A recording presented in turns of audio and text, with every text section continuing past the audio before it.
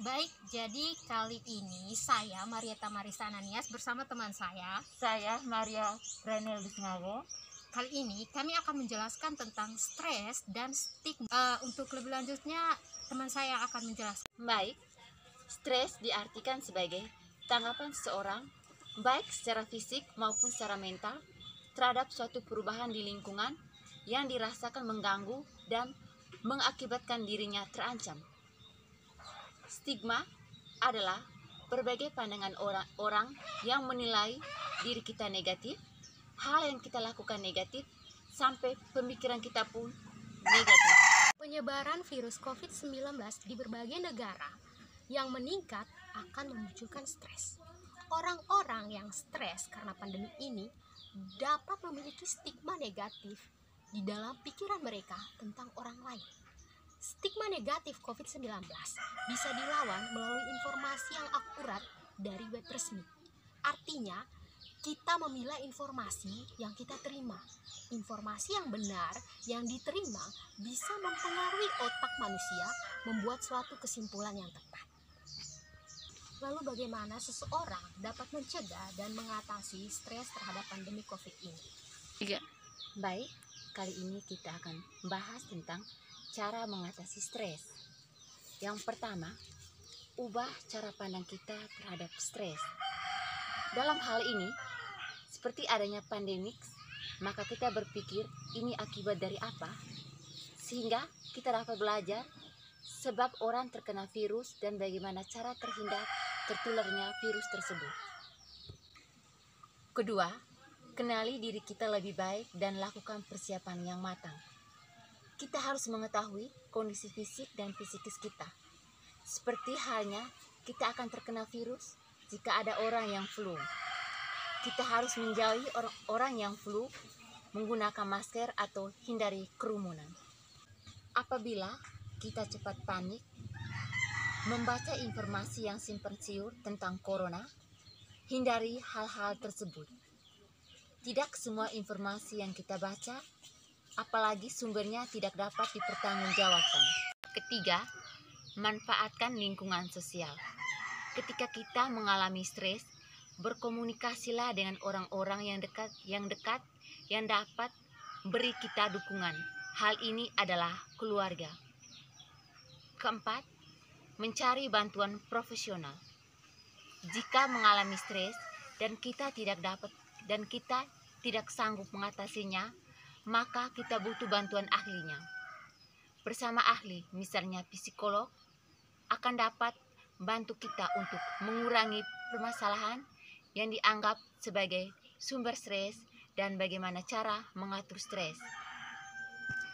Cara mengatasi stres bagi anak, remaja, dan orang tua. Tiga golongan itu mendapatkan cara mengatasi stres yang berbeda-beda. Pertama, bagi anak, beri semangat pada si kecil untuk menghadapi masalah. Katakan pada anak bahwa tidak semua orang sempurna. Sisihkanlah waktu untuk berbicara dengan anak. Berdiskusi bersama untuk mencari jalan keluar. Jadikanlah rumah sebagai tempat yang nyaman untuk anak. Kedua, bagi remaja, ajak mereka untuk membuka hati agar masalah yang mereka hadapi dapat teratasi. Ceritakan kepada orang yang dapat memberi solusi untuk menyelesaikan masalah. Lakukan aktivitas yang dapat mengurangi stres bagi remaja. Ketiga, bagi orang tua, habiskanlah waktu bersama keluarga. Luangkan waktu untuk diri sendiri. Harus bisa merefleksi diri, meluangkan waktu untuk melakukan rekreasi bersama anggota keluarga. Baik, kali ini saya akan menjelaskan bagaimana mencegah stres terhadap penderita COVID-19, PDP, ODP, dan bagaimana mengatasi stigma pada penderita COVID-19, ODP, dan PDP. Sebelum memasuki itu, saya akan menjelaskan apa perbedaan penderita COVID-19, ODP, dan PDP. Yang pertama, ODP atau orang dalam pemantauan, yaitu orang-orang dengan gejala ringan seperti batuk, sakit tenggorokan, demam, tetapi tidak memiliki kontak erat dengan penderita COVID-19. Orang-orang seperti ini hanya perlu merawat dirinya dengan isolasi mandiri selama 14 hari di rumah. Yang kedua, PDP atau pasien dalam pengawasan.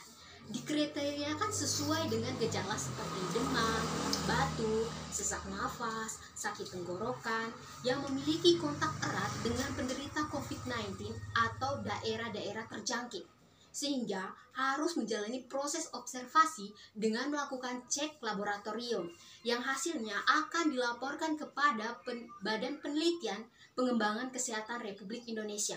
Pasien dalam pengawasan punya risiko yang tinggi untuk terkena COVID-19.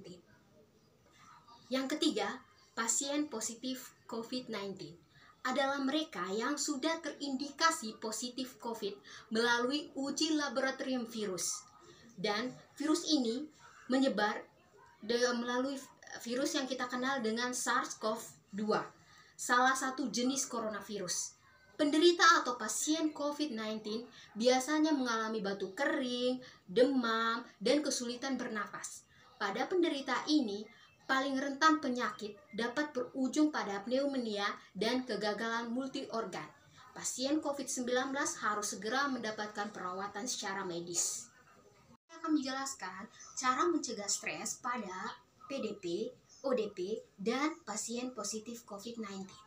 Yang pertama, bekali diri dengan pengetahuan mengenai COVID-19.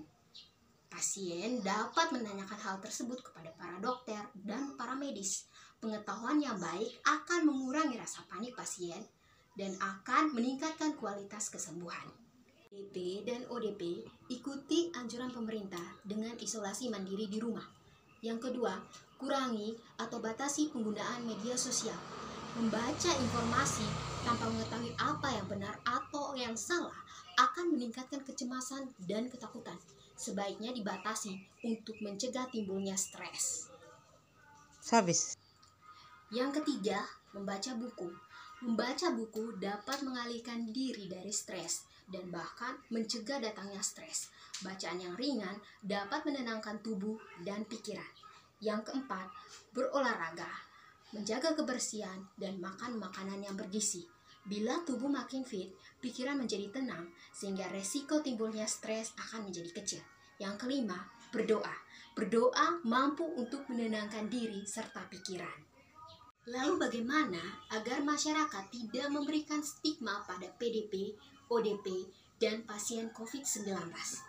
Yang pertama, menyebut orang yang positif COVID-19 sebagai pasien, karena akan lebih halus sebab kata pasien merujuk dalam artian orang tersebut bisa sembuh.